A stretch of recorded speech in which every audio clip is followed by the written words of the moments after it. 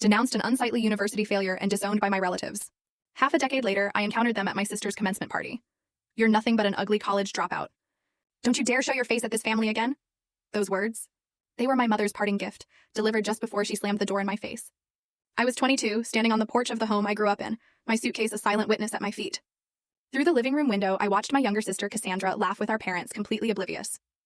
Or maybe, just maybe, she didn't care. That was 5 years ago. My name is Athena, and I'm 27 now. Back then, I was the family embarrassment, the one who didn't measure up. Too plain, too ordinary, too much of a failure to deserve their love or support. Cassandra, on the other hand, was everything I wasn't. Beautiful, smart, driven, and, most importantly, their golden child. Growing up in Nashville, Tennessee, I learned early on that love in my family came with conditions. My parents, both successful business owners, had very specific expectations for their daughters. We were supposed to be beautiful, accomplished, perfect representations of their status. Cassandra fit that mold effortlessly. I did not. I remember the exact moment everything fell apart. I was in my 3rd year of college studying graphic design.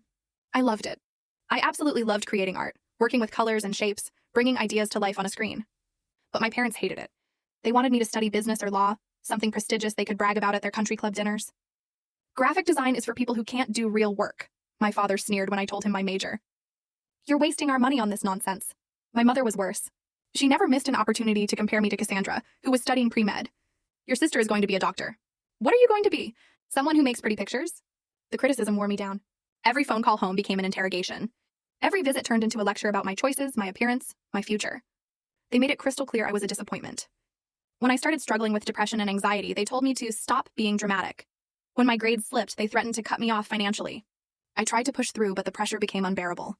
My mental health deteriorated. I stopped going to classes. I stopped eating properly. I stopped believing I was worth anything at all. And then, one particularly dark night, I made the decision to leave college. Not because I wanted to, but because I truly couldn't see any other way forward. When I told my parents, the explosion was immediate. My mother screamed at me for hours about how I'd embarrassed them, how I was throwing my life away, how I was too stupid to see what a mistake I was making. My father just looked at me with pure disgust and said I was no longer his daughter. Cassandra stood in the doorway, watching the full story video added in below.